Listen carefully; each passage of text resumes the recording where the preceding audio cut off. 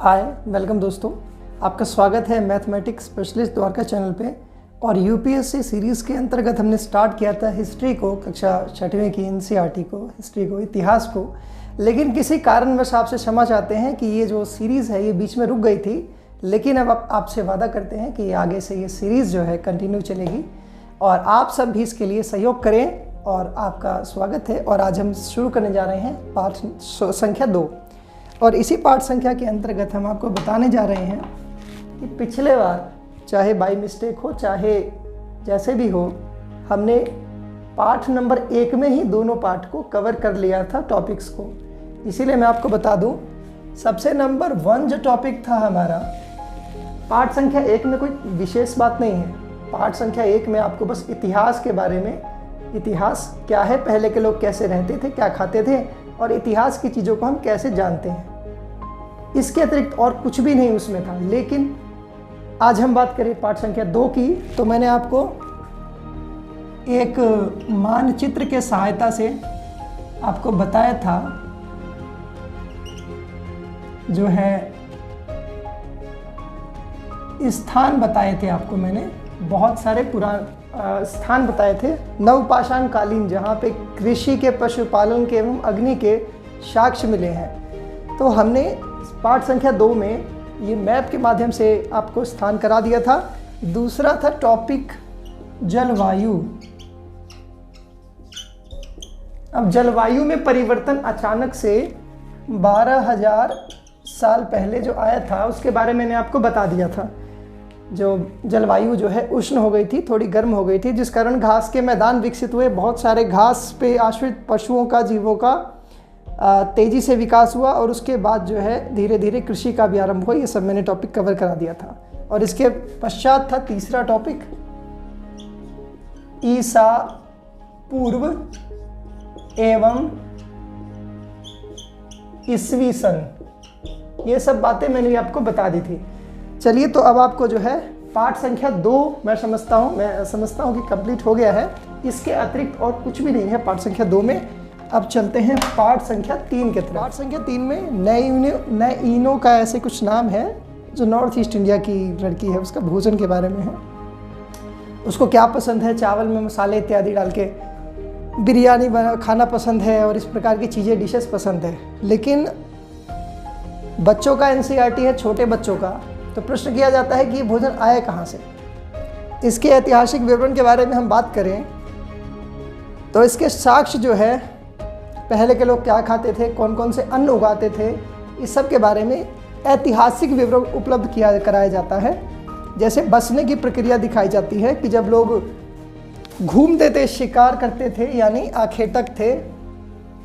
ये सब आपका पहले के चैप्टर की बातें हैं, ये सब आपका कंप्लीट हो गया।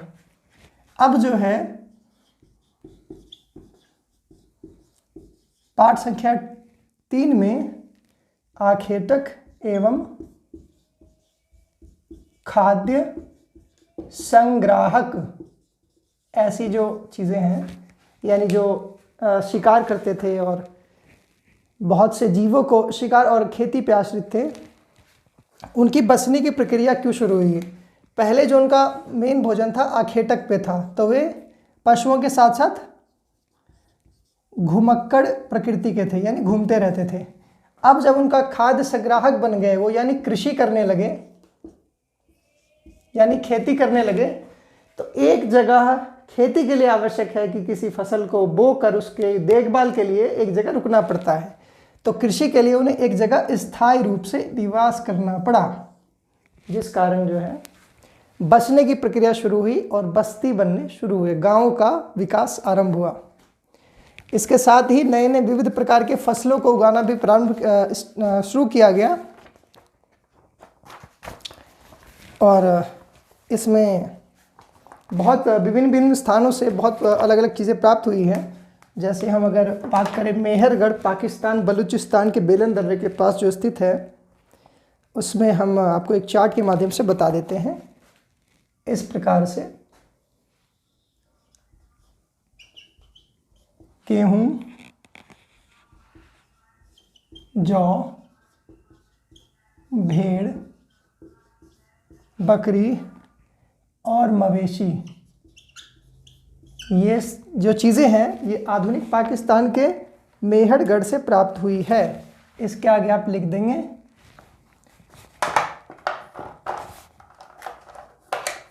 इसके आगे आप लिख देंगे मेहरगढ़।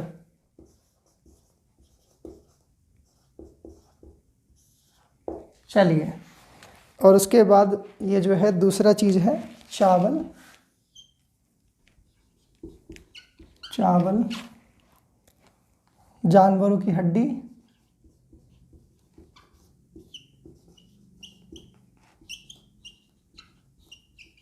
जानवरों की हड्डियां के टुकड़े।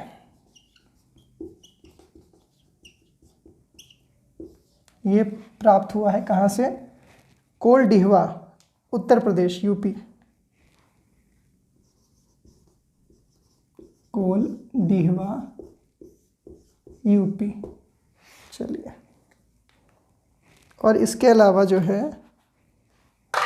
चावल, मवेशी और मिट्टी पे खुर के निशान। चावल, मवेशी और मिट्टी के ऊपर, मिट्टी पर खुर के निशान।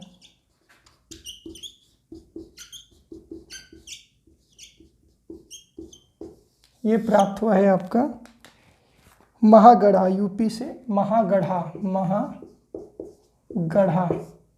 यूपी। गेहूं और दलहन, दलहन की चर्चा यहाँ पे पहली बार आई है। गेहूं एवं दलहन, ये प्राप्त हुआ है आपका आधुनिक कश्मीर में। ये जो है स्थान का नाम है गुरुफ क्राल, गुरुफ क्राल, कश्मीर। और इसके पश्चात जो प्राप्त हुआ है वो है गेहूं और दलहन, कुत्ते, मवेशी, भैंस, भेड़, बकरी। गेहूं, मवेशी, कुत्ते, भैंस, भेड़, बकरी।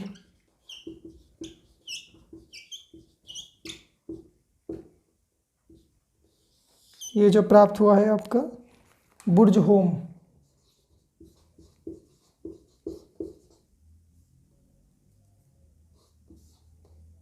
ये हुआ है पाकिस्तान।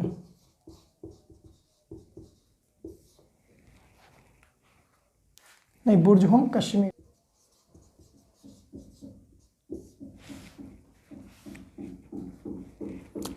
और इसके अलावा गेहूं, हरे चने, जौ, भैंस, बैल।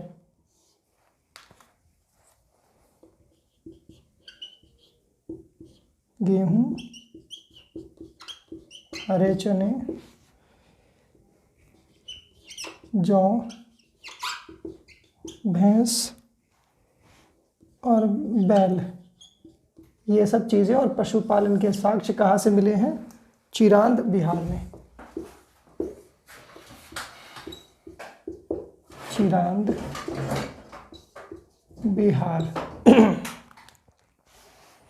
इसी प्रकार से आप दो चार चीज़ें जो है सब अपना चार्ट आप चेक कर लीजिएगा, उसमें क्या क्या डिटेल्स हैं पुस्तक में देख के। चलिए, इस प्रकार से जो है बहुत जगहों से आधुनिक नवपाषाण काल में ये साक्ष्य मिलते हैं कृषि के। और पशुपालन में सबसे पहले जो है मनुष्यों ने किसे पालतू बनाया? ये जो है पालतू पहला जानवर जो था वो कुत्ता था। कुत्ता ही क्यों था? क्योंकि कुत्ता वफादार होता है, और जब सभी लोग एक साथ रहते थे और जब उनकी सुरक्षा के लिए, जब वे रात में खुले में, घर उस समय नहीं हुआ करते थे, लोग खुले में सोते थे रात में, तो कुत्ता इसीलिए लोग पालते थे ताकि वे वफादार जीव है और वो सुरक्षा कर सके, शिकार करने में उनकी मदद कर सके, आखेट करने में। इसीलिए कुत्ता को सबसे पहले उन्होंने पालतू बनाया था। इसके अलावा इस पुस्तक में मवेशी का है, पशुपालन का है, कृषि का है।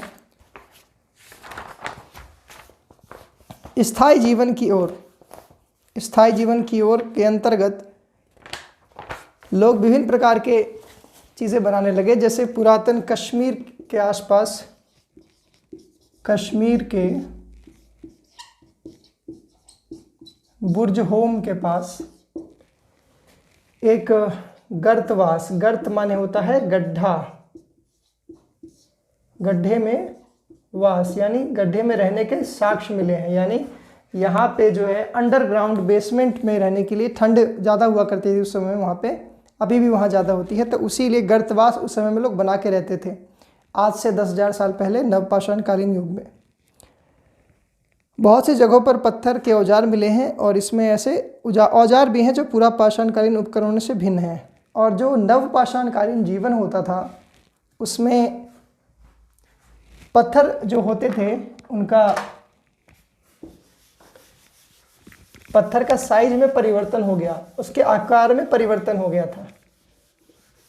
जैसे आप पूरा पाषाणकालीन और इस नवपाषाणकालीन में अंतर क्या देखेंगे,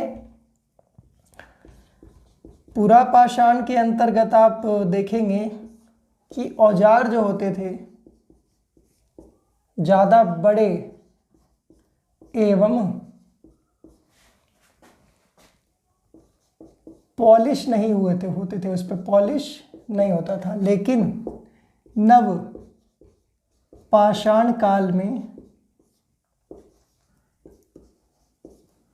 नव पाषाण काल के अंतर्गत औजार छोटे हो गए एवं इन पे पॉलिश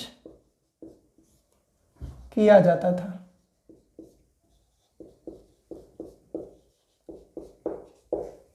और सबसे बड़ा परिवर्तन जो था कि औजार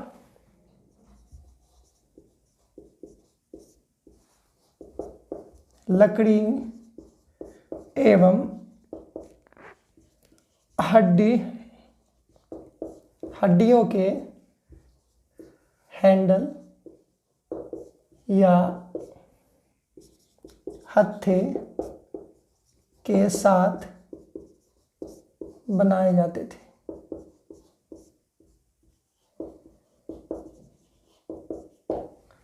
इसका मतलब है कि नवपाषाणकालीन औजार जो बनाए जाते थे उसमें बहुत सारी विविधताएं आ गई। पहले के औजार जो बेतरतीब ढंग से और काफ़ी मोटे और आसानी से बने होते थे, लेकिन नवपाषाणकालीन में उसको और सूक्ष्म छोटा कर दिया, जटिल कर दिया, सुंदर बनाने के लिए पॉलिश किया गया, उसमें लकड़ी और हड्डी के हैंडल लगाए गए। और नवपाषाणकालीन में एक नए प्रकार की जो उपयोग है, उसकी नए प्रकार का जो उसमें एक्सपेरिमेंट है या कलाकृति हो बनाया गया। और भी बहुत सारी चीज़ हुए, जैसे हम दूसरी पॉइंट्स को देखते हैं। नवपाषाण काल में ही शैल चित्र, जो हम जिसे कहते हैं शैल चित्र, शैल का मतलब होता है पत्थर और शैल चित्र का मतलब होता है पत्थर पे बनाई गई चित्र, यानी गुफा।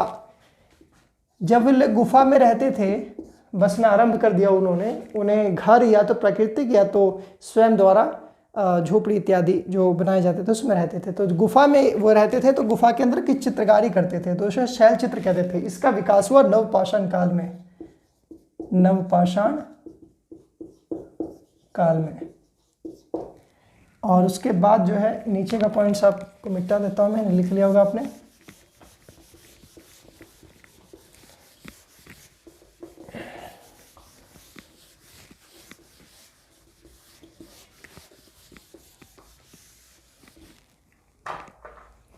और बाकी जो और जो चीज़ें हुई, क्रांति हुई, वे अग्नि का, आग का जो है अग्नि का प्रयोग, अग्नि का खोज मध्य पाषाण काल में ही हो गया था 12,000 साल पहले। लेकिन इसका प्रयोग जो है, अग्नि को तो पहले के मानवों ने देखा भी और उससे खोज भी लिया अग्नि को, लेकिन उसका प्रयोग भोजन बनाने के लिए एवं उसका उपयोग जो है नवपाषाण काल में ही हो पाया।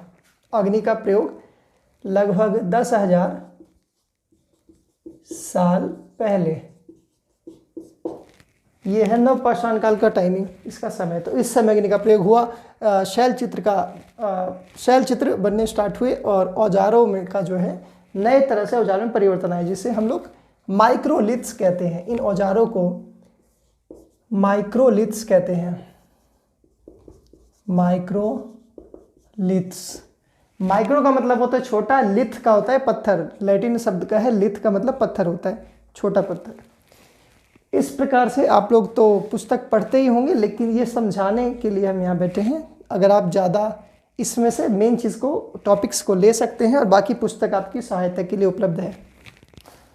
इस प्रकार से नवपाषाण काल में नई नई चीज़ें का प्रारंभ हुआ और अन्य रीति रिवाज में अगर हम बात करें तो जनजातियाँ होती थी पहले की, जो होती थी जनजातियाँ, इनका एक मुखिया होता था, जनजाति का मुखिया। और जनजाति का मुखिया आपस में ही सब न्याय और दंड इत्यादि का व्यवस्था ये लोग करते थे और आपस में एक जनजाति के सदस्य हुआ करते थे, यूनियन बना के शिकार करते थे, आखेट करते थे और आपस में इस प्रकार से रहते थे ताकि आपस में आदान प्रदान से उनका जीवन बढ़िया से चल सके।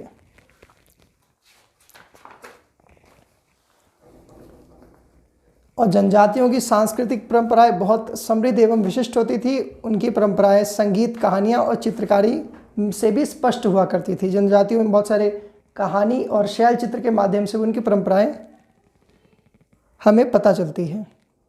जमीन, जंगल तथा घास के मैदान तथा पानी पूरे कस्बे की संपत्ति मानी जाती थी। कुनबे की यानी जो सदस्य है उस जनजाति का, यदि हम उदाहरण के लिए समझे, कोई 500 लोगों की जनजाति का सदस्य है, आपस में वो 500 लोग हैं, तो जो उनके पास जो भी संपत्ति है, प्राकृतिक संसाधन, वे सभी के हैं, सभी पर उनका बराबर हक है, कोई बंटवारा नहीं है जो ऐसे आजकल होता है।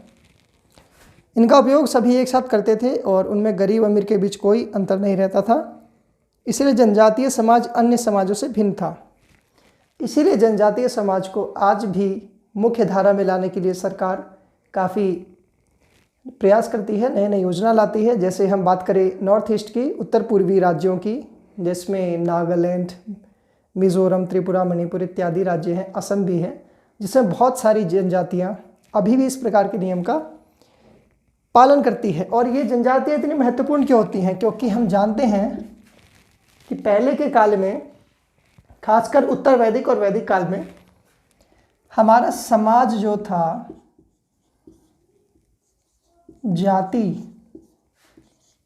जाति प्रथा में बटा हुआ था और इस कारण जो है वर्ण व्यवस्था, 4 वर्ण अस्तित्व में आए, जिसमें है ब्राह्मण, क्षत्रिय, वैश्य और शूद्र। ब्राह्मण को ज्ञान देने वाला, यज्ञ करने वाला, यज्ञ करवाने वाला एवं न्यायकर्ता माना जाता था। क्षत्रियों को रक्षा एवं शासन संबंधी कार्य चलाए जाते थे। वैश्य का काम होता था व्यापार चलाना एवं सभी को संसाधन उपलब्ध कराना। शूद्र का काम था इन सब की सेवा करना। और महिलाओं को भी शूद्र के समान समझा जाता था, उनको भी पढ़ने लिखने का हक नहीं दिया जाता था। उत्तर वैदिक काल में हक दिया जाता था। इस प्रकार से ये सारी बातें हैं। इसीलिए जनजाति महत्वपूर्ण थी, क्योंकि उसमें कोई जाति प्रथा नहीं था, कोई भेदभाव नहीं था, सब समान थे। मेहरगढ़ के जीवन मृत्यु के बारे में ये बताया गया है, जिसमें मृतक के साथ मवेशी इत्यादि रखा जाता था। ऐसी मान्यता होती थी कि मृतक के मरने के बाद उसे परलोक में इसकी आवश्यकता पड़ती होगी। अब मेहरगढ़ में एक आदमी की कब्र पाई गई है, जिसके पास जो है उसके कब्र के बगल में बकरी दफनाई गई है और उसका कुछ सामान इत्यादि है। तो उस पुरातन काल में भी, नवपाषाण काल में भी ऐसी मान्यताएं थी कि परलोक में भी जीवन है। इससे ज़्यादा इसमें कोई बात नहीं है। अन्यंत्र में टर्की जो इसमें बताया गया है, टर्की के बारे में बताया गया है, जिसमें नवपाषाणकालीन पुरास्थलों के बारे में है। और इसमें दिया गया है कि यहाँ का जो सबसे प्रसिद्ध पुरास्थल चताल और ह्यूक था, वहाँ दूर दूर से कई चीज़ें लाई जाती थी जिससे उनका उपयोग किया जाता था। सीरिया से लाया गया चकमक पत्थर, लाल सागर की कौड़ियाँ और भूमध्य सागर की सीपियाँ हैं। और उस समय वाहन के साधन नहीं होते थे, केवल लोग की पीठ पर या जानवरों की पीठ पर लाद कर ये लाए जा सकते थे, इसीलिए इसके बारे में जिक्र है। इसके अतिरिक्त इस पाठ में कुछ भी नहीं है। ये मेन 4-5 पॉइंट्स आप समझ लीजिएगा। और अंत में स्तर लिखा हुआ है। स्तर का मतलब होता है पुरातन या पुरास्थलों की जब खुदाई होती है तब, जैसे किसी ऐसे टीले का उदाहरण हम लेते हैं जिसमें